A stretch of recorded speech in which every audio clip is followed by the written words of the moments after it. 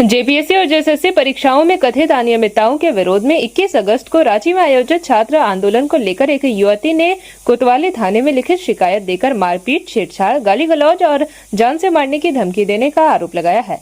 शिकायतकर्ता ने पुलिस से नामजद आरोपियों के साथ मौके पर मौजूद 35 से 40 अन्य अज्ञात लोगों के खिलाफ प्राथमिकी दर्ज कर कार्रवाई की मांग की है। शिकायत में युवती ने बताया कि वह 21 अगस्त को जेपीएससी जेएसएससी परीक्षाओं में अनियमितताओं के विरोध में आयोजित छात्र आंदोलन में शामिल हुई थी। उनके अनुसार वह आंदोलन के दौरान तत्कालीन मुख्यमंत्री हेमंत सोरेन का पुतला लेकर जा रही थी। इसी दौरान कुछ लोगों ने उसके साथ पुतला कथित तौर पर जबरन छीन लिया। देखिए, पिछले दिनों जो छात्र जो आंदोलन थे पिछले 26 दिनों से, उनकी एक प्रोटेस्ट निकली थी।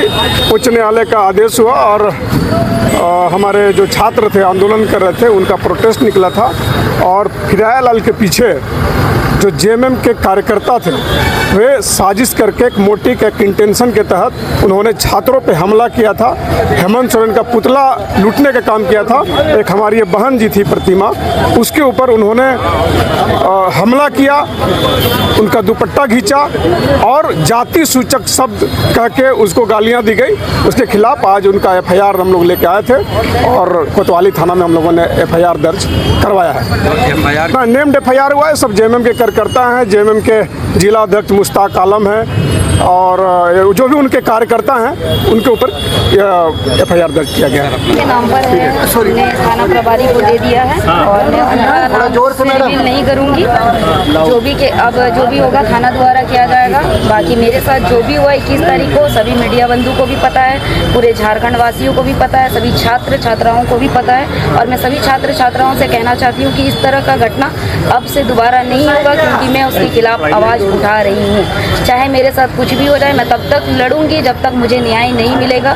हम लोग सिर्फ पुतला दहन करने के लिए शांतिपूर्ण ढंग से पहले 26 दिनों तक जयपाल सिंह मुंडा स्टेडियम में हम लोगों ने आंदोलन किया। उसके बाद हमारी मांगों को मानी गई। उसके बाद कोर्ट में स्टे लगा दिया गया। दोबारा हम लोगों को आना पड़ा सरकार के खिलाफ पुतला दहन करने के लिए। उसके बाद अगर हमारे साथ इस तरह गुंडों को भेज कर किसी भी बहन बेटी के साथ इस तरह होगा तो मैं चुप नहीं रहूंगी।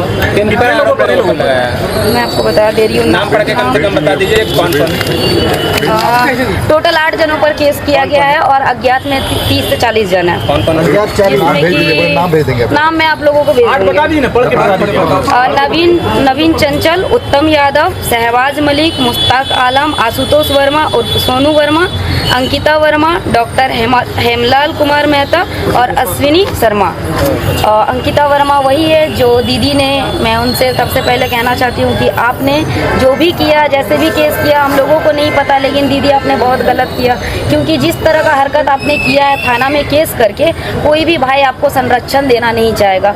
जो भी हमारा जेपीएससी जेएसएससी रिफॉर्म मंच के द्वारा आपको सभी भाइयों ने संरक्षण दिया था और उनके खिलाफ आप जितने भी एलिगेशंस लगाए हैं वो सरासर गलत है। उनका कुछ एविडेंस वगैरह भी लगाया है? उनके नाम इसलिए डाला है क्योंकि मेरे पास वीडियोस है, प्रूफ है मेरे पास, आप लोग भी सोशल मीडिया पे देख सकते हैं। वो खुद पुतले को छीनते हुए नजर आ रही हैं। उन्होंने कहा कि मैं तो शॉपिंग करने आई थी। अगर आप शॉपिंग करने आई थी दीदी तो आप पुतला क्यों छीन रहे थे? मुख्यमंत्री जी का सरकार की पुतला दहन, लेकिन उस दिन जेएमएम की गुंडा मैं कह सकता हूँ सरकार द्वारा ये प्रायोजित थे, क्योंकि सभी स्थानों पर, चाहे गिरिडीह हो, चाहे हजारीबाग हो, चाहे रामगढ़ हो या रांची हो, सभी जगहों जेएमएम के जिला अध्यक्ष डंडे लेकर बच्चों की पिटाई करते हुए, झंडा मैदान गिरिडीह का आप देख सकते हैं, हजारीबाग का देख सकते हैं, रामगढ़ के जिलाध्यक्ष या कौन थे उनके नेता, वो तो कहता है जो भी पुतला दहन करेंगे उसको पटक पटक करके मारेंगे। और रांची की तो आपको आप बीती कहानी ये बच्ची आपको बताएगी, तो ये लगता था कि बिल्कुल प्रायोजित ढंग से लोकतंत्र में जो लोगों की अधिकार है विरोध प्रकट करने का, उसको कुचल देना।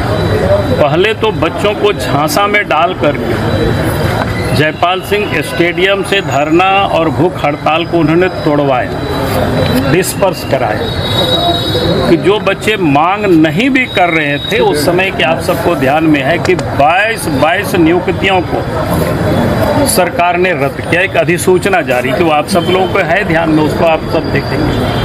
तो कोतवाली थाना आए हैं हम लोग क्योंकि ये राज्य सरकार अपने कार्यकर्ता रूपी गुंडों के माध्यम से इस लोकतंत्र को पूरी तरह से अपने हाथ में लेना चाह रही है।